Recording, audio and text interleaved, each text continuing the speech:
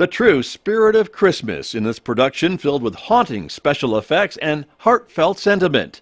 A powerful story of redemption. Charles Dickens' A Christmas Carol has enchanted audiences the world over with its simple message of holiday joy. Friday, December 23rd at 7:30 p.m. at the Farmington Civic Center. Hi, I'm Sam Payne, host of The Appleseed, an hour filled with stories for you and your family. And we're not talking about news stories here. We're talking about fairy tales and folk tales and personal stories and family tales and even a little music from time to time. And each story could spark a memory for you that you can share with the people that you love. Hear The Appleseed every Thursday at noon, right here on the information and cultural beacon of the Four Corners, KSJE, Farmington, New Mexico.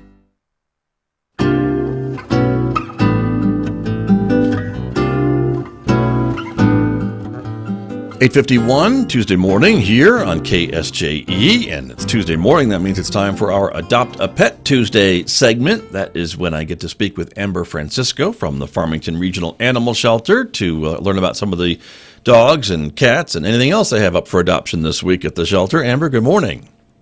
Good morning, Scott. How are you? I'm doing well, thank you. And what about yourself?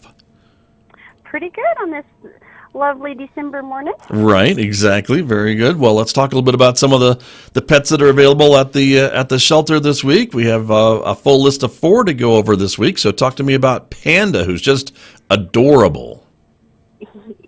She is. She is the cutest little puppy.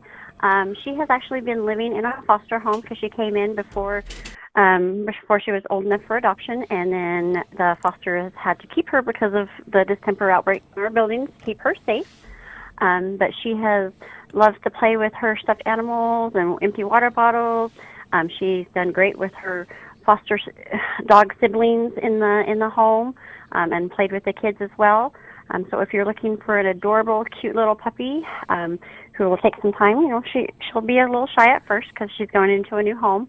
But you can call and set up an arrangement to meet her because she still is in a foster home. Okay, but she's available, ready to go. But she's available, yep. Okay, very good. That is Panda, available this week from the shelter, and you can certainly make those arrangements through the shelter, of course. And also on the list is Squiggy.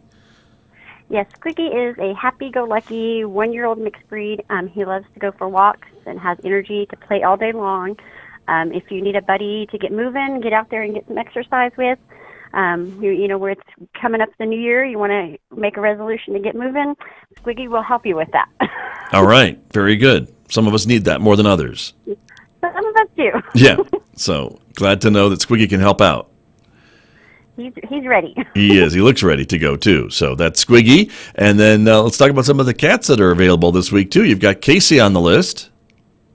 Yes, Kasey is a 1-year-old tabby, just looking for a place to call home. She's very curious and loves to explore and would like to be someone's new best friend and explore her new home and then be cuddle buddies at the end of the day. Okay, there you go. And on December morning, what could be better? What could be? That's true. I mean, a little chilly morning, you got a lap warmer. That's true. And then there's Amy. Tell me about Amy. Amy is a very adventurous cat. She loves attention, and she demands attention. I should say. She's in our social room with one of our other cats right now, and you walk in, and she walks right up to you, and if you don't pet her, she's going to climb up your leg until you do. Uh-huh. So she would make a great companion for anyone. If you want to give have lots of love to give, she'll give it right back. Okay, there you go. That is Amy, also available at the shelter this week. And so give us an update. Things certainly with the distemper are improving there. You mentioned a little bit about that, and so that's an important distinction, I think. Yes, we are still improving. We haven't had anybody showing symptoms.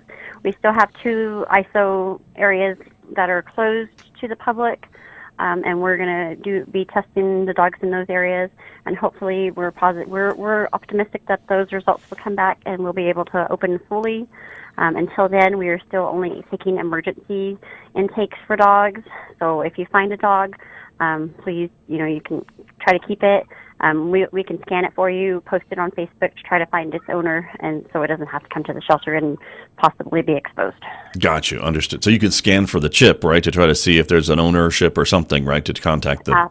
Absolutely. Great. That's an important service. But you've got cats, certainly, and of course the dogs that are on the list this week are coming from foster homes, so they haven't been at the shelter. And so I think that's an important thing for folks to realize as well, that they can still adopt some of these great dogs that are coming in from foster homes. Yes, we still have a few that are out in foster home, and the ones that are in the building have been cleared by our vets, so they're all good to be adopted. Okay, very good. Well, Amber, I always appreciate you being with us every week. Thank you so much. Thank you, Scott. We'll talk to you next week. Okay, we'll talk to you then. Thank you. That's Amber Francisco from the Farmington Regional Animal Shelter, my guest every Tuesday on our Adopt a Pet Tuesday segment right here on KSJE Farmington. And thank you for joining us, everybody. Again, KSJE is a listener-supported radio station. As we get to the end of the year, we encourage you to consider supporting KSJE with a year-end donation of support. You can find out all the ways you can support the radio station really by going to our website. That's the easiest way, ksje.com/support. Have a great Tuesday, everyone. I'll be back with you tomorrow morning, a little after 8 o'clock, with my guest from the Farmington Public Library. See you tomorrow morning right here on KSJE Farmington.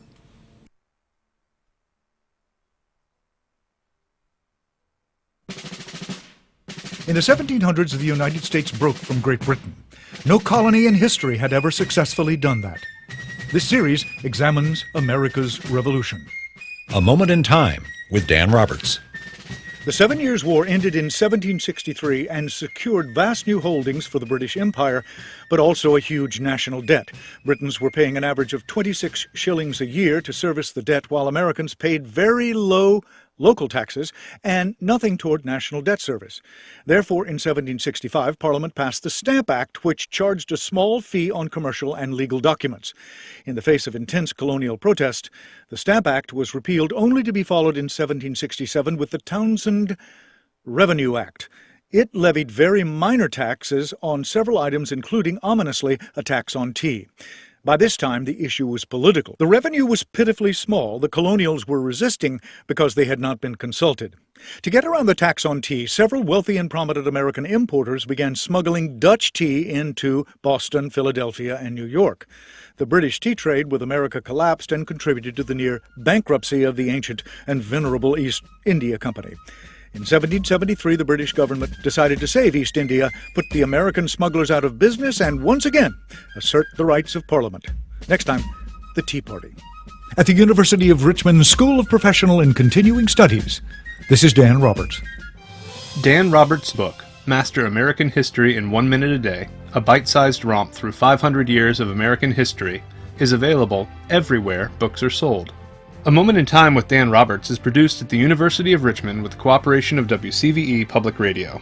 Our theme music is composed by BJ Liederman. Our sound engineer is Robert Richards. Transcripts, podcasts, audio, and video are available at